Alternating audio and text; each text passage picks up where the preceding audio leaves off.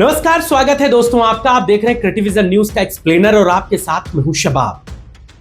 Bahujan Samaj party के दिग्गज नेता रहे नसीमुद्दीन सिद्दीकी बहुत कश्मकश में हैं। उन्होंने तकरीबन 8 साल के आसपास कांग्रेस में रहकर शायद अपना कद भांप लिया। नसीमुद्दीन सिद्दीकी बहुजन समाज पार्टी में किस कद के नेता थे, ये किसी से छुपा नहीं है। एक दो नहीं, कई मंत्रालय उनके पास थे। यह भी अपने आप में एक रिकॉर्ड है कि एक मंत्री के पास मुख्यमंत्री के बराबर पोर्टफोलियो। एक दो नहीं, 18 विभागों के मंत्री नसीमुद्दीन सिद्दीकी थे। बाद में बहन जी से उनकी नहीं बनी और फिर उन्होंने बसपा को छोड़ दिया था। कांग्रेस में वो आ गए। कांग्रेस में भी करीबन 8 साल वो रहे, लेकिन शायद जितना वो कांग्रेस से एक्सपेक्ट कर रहे थे उनको वो हासिल नहीं हुआ। हमने नसीमुद्दीन सिद्दीकी के कई इंटरव्यू किए और उन इंटरव्यूज में उन्होंने इन बातों को बारीकी से कहा है। अब ये बात बहुत ज्यादा सवालों में है कि नसीमुद्दीन सिद्दीकी आगे क्या कदम उठाएंगे, इसको लेकर के बहुत चर्चा है। इसी से जुड़ी हुई एक बड़ी अपडेट आपको बताऊंगा और आपको बताऊंगा कि नसीमुद्दीन सिद्दीकी जहां जाना चाहते थे वहां से कैसे मना हो गया। वैसे तो आप खूब सुन रहे होंगे कि नसीमुद्दीन सिद्दीकी अखिलेश यादव के साथ जा सकते हैं, नसीमुद्दीन सिद्दीकी चंद्रशेखर रावण के साथ जा सकते हैं, नसीमुद्दीन सिद्दीकी AIMIM के साथ जा सकते हैं, अपना मोर्चा बना सकते हैं। बहुत बातें आप सुन रहे होंगे, लेकिन एक जगह नसीमुद्दीन सिद्दीकी खुद जाना चाहते थे। उन्होंने किसी के मार्फत अपनी बात वहां तक पहुंचाई, लेकिन वहां से मना हो गया कि नहीं, नसीमुद्दीन सिद्दीकी नहीं आएंगे। जी, यह बहुत बड़ी खबर है दोस्तों। नसीमुद्दीन सिद्दीकी कांग्रेस छोड़ने के बाद सबसे पहले अपनी घर वापसी करना चाहते हैं। सूत्रों के हवाले से यह हमको बहुत दिलचस्प बात पता चली है। नसीमुद्दीन सिद्दीकी सबसे पहले कांग्रेस छोड़ने के बाद सबसे पहले बहुजन समाज पार्टी में वापस आना चाहते हैं। और इस बात के लिए नसीमुद्दीन सिद्दीकी खुद तो नहीं कह सकते थे बहन जी से कि बहन जी मैं वापस आना चाहता हूं, बहन जी मैंने जो भी अपराध किए हैं मुझे माफ कर दीजिए, क्योंकि बसपा में तो घर वापसी चली रही है ना।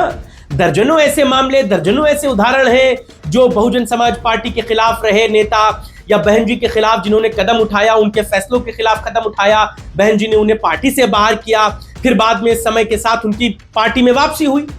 अशोक सिद्धार्थ और खुद आकाश आनंद तमाम ऐसे नेता हैं जिनको पार्टी में वापस लिया गया। दर्जनों नेताओं की वापसी हो रही है पूरे प्रदेश भर में। तो शायद नसीमुद्दीन सिद्दीकी को भी यह लगता था कि बहन जी उनके अपराधों को माफ कर देंगी और उनकी पार्टी में वापसी हो जाएगी। सूत्र हमारे ये बताते हैं कि नसीमुद्दीन सिद्दीकी ने अपने एक विश्वास पात्र के जरिए यह बात बहन जी तक पहुंचाने की कोशिश की, लेकिन बहन जी तक इन बातों को पता नहीं पहुंचाया गया या नहीं गया। लेकिन जहां तक बसपा में यह बात पहुंची, वहां से ही नसीमुद्दीन सिद्दीकी के लिए मना हो गया। मना इस बात पर हुआ कि आपने जब पार्टी छोड़ी थी तब आपने बहन जी पर ऐसे आक्षेप लगाए थे, ऐसी बातें उनके लिए कही थी जिस वजह से बहन जी आपको माफ नहीं करेंगी और आपकी पार्टी में वापसी नहीं होगी। यह बात बहन जी ने नहीं कही, यह बात बसपा के उस नेता ने कही जिस तक यह बात पहुंचाई गई थी, और उस नेता को बहन जी तक यह बात पहुंचानी थी। नसीमुद्दीन सिद्दीकी के लिए पहले ही रास्ते पर द्वार बंद हो गए। अब पता नहीं उस नेता ने बहन जी तक यह बात पहुंचाई या अपने मन से ही यह बात उसने कह दी कि आपने ऐसा नहीं किया, वैसा नहीं किया, आपने बहन जी के खिलाफ यह बात कही, वो बात कही। इसलिए नसीमुद्दीन सिद्दीकी का बसपा में मामला नहीं बन सका। आप इस बीच में बहुत सारी बातों को सुन रहे होंगे कि चंद्रशेखर रावण से नसीमुद्दीन सिद्दीकी की मुलाकात हुई। चंद्रशेखर रावण चाहते हैं कि नसीमुद्दीन सिद्दीकी उनके साथ आ जाएं, एक मोर्चा बन जाए। और नसीमुद्दीन सिद्दीकी भी इस बात को खुलकर कहते हैं कि जब उन्होंने कांग्रेस पार्टी छोड़ी उसके बाद चंद्रशेखर रावण उनसे मिलने वाले पहले नेता थे। घर आए थे वो नसीमुद्दीन सिद्दीकी के मिलने। उन्होंने नसीमुद्दीन सिद्दीकी से हर बात को कहा कि आप बड़े नेता हैं और आपका एक बड़ा राजनीतिक कद है, आप साथ में आ जाएंगे तो हम ये कर देंगे, वो कर देंगे, भाजपा को रोक देंगे। बहुत सारी बातें उन्होंने। इसके अलावा आपको एक अंदर खाने की बात बताऊं नसीमुद्दीन सिद्दीकी को ओवैसी ने भी दिल्ली में डिनर पर बुलाया था जी, और नसीमुद्दीन सिद्दीकी दिल्ली गए भी थे। लोकसभा का ये जो सत्र चल रहा है, इसके ठीक पहले नसीमुद्दीन सिद्दीकी को ओवैसी ने दिल्ली आवास पर बुलाया था, खाना साथ में खाया था और अपने साथ आने की दावत दी थी। बहुत बारीक सोर्स हमारे ये बता रहे हैं। हालांकि नसीमुद्दीन सिद्दीकी ने ओवैसी को कोई हां या ना का जवाब नहीं दिया, बिल्कुल ठीक वैसे ही जैसे उन्होंने चंद्रशेखर रावण को हां या ना का जवाब नहीं दिया।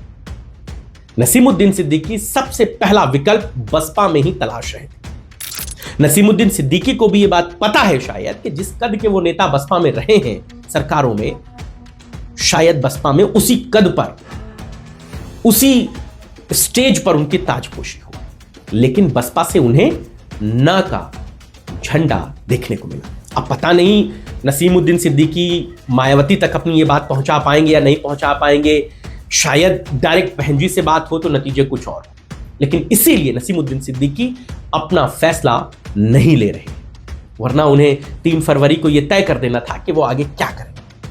ना तो उन्होंने ओवैसी के साथ जाने को हाँ कहा है, ना चंद्रशेखर के साथ जाने को ना कहा है, ना अखिलेश यादव के लिए उन्होंने कोई बात कही है, ना उन्होंने बसपा में वापसी पर अपनी सारे बातों को खत्म किया है। हाँ, उन्होंने ये बात क्लियर की कि मैं कांग्रेस छोड़ आया हूं और भाजपा में मैं जाऊंगा। इन 2 पार्टियों का तो विकल्प खत्म है, लेकिन बहुत सारी पार्टियों का विकल्प बचा है और उनमें बसपा नसीमुद्दीन सिद्दीकी की पहली पसंद है। यह बात बहुत अंदर की है, लेकिन अब जैसा मैंने आपको बताया कि नसीमुद्दीन सिद्दीकी तो चाहते हैं, मायावती उनको लेना चाहती है नहीं चाहती है, ये समय बताएगा और नसीमुद्दीन सिद्दीकी अपनी बात वहां तक पहुंचा पाएंगे तो भी बात है। अब जहां से ये बात मना हुई है वो आदमी बहन जी का कितना खास है ये आने वाले समय में आपको पता चलेगा। लेकिन नसीमुद्दीन सिद्दीकी ने तो बसपा को नॉक किया था, वहां से जवाब आया हु इज दिस।